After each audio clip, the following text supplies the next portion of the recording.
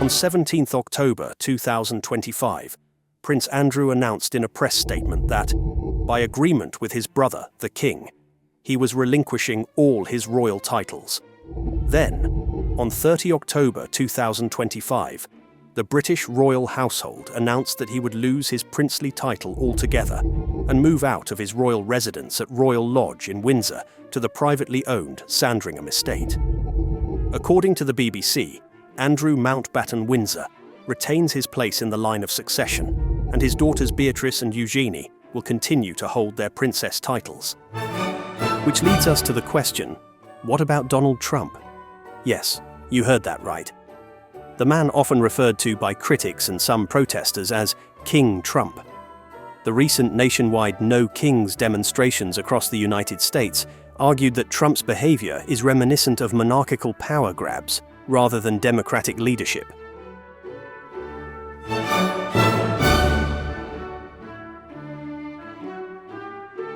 For example, in mid-October 2025, Trump posted an AI-generated video of himself wearing a crown, flying a jet marked King Trump, and dumping brown sludge on protesters during No Kings rallies.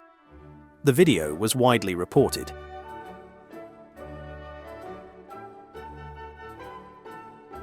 We'll walk through 3 key questions. The case of Prince Andrew, what happened and why it matters.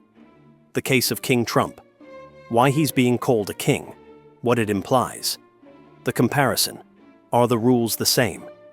What would it look like if Trump did give up his kingly status? Let's rewind. Prince Andrew, the Duke of York, second son of Queen Elizabeth II, was once a full-time working royal, known for his military service and charity work. But that all changed when his longtime friendship with Jeffrey Epstein came under public scrutiny. In 2019, Virginia Giuffre accused Prince Andrew of sexually abusing her when she was 17, as part of Epstein's trafficking network. Andrew denied all allegations. Do I regret the fact that he has quite obviously conducted himself in a manner unbecoming? Yes. Unbecoming? He was a sex offender. Yeah, I'm sorry, I'm being polite. But then came the BBC interview. In what's now considered one of the most disastrous royal media appearances of all time, he claimed he couldn't sweat, couldn't remember meeting her. I have no recollection of ever meeting this lady. And that dining with Epstein after his conviction was simply the honourable thing to do. The damage was done. He was forced to step back from public duties, then stripped of military titles and royal patronages. And now, in October 2025, he's lost the last of it.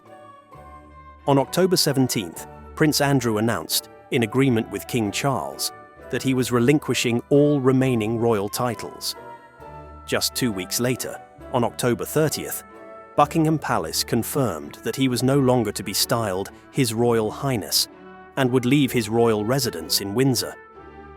Why does this matter? Because this is what it looks like when royalty faces public disgrace. When ties to Epstein, even unproven in court, are enough to collapse a prince's public role, reputation, and title. Which brings us to a certain someone across the Atlantic, someone who also had a long-standing friendship with Epstein.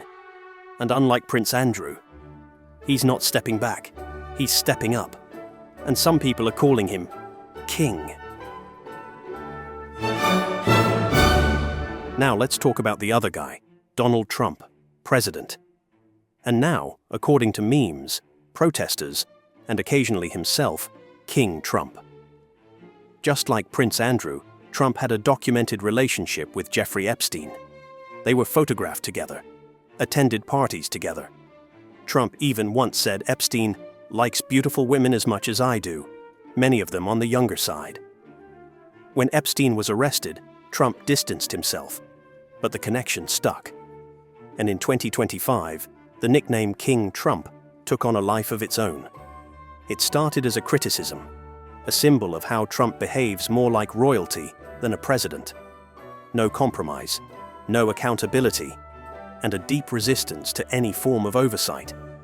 protesters took to the streets in the No Kings marches, waving signs, chanting slogans, and warning against authoritarian overreach. So what did Trump do? He leaned in. In October 2025, Trump posted an AI-generated video of himself flying a fighter jet labeled King Trump, bombing protesters below with what appeared to be brown sludge. Yes, really. It sparked outrage, but also revealed something deeper. He wasn't just ignoring the criticism, he was owning it. Also, Trump doesn't deny that he plans to run for president again in 2028, for a third time, which, as we all know, is unconstitutional. But it's not unfamiliar territory. Some of Trump's political heroes, like Vladimir Putin and Xi Jinping, have used similar tactics to extend their rule. So now, we've got two men, both connected to Epstein. One loses his titles and gets exiled to a private estate. The other, he doubles down and adds a crown.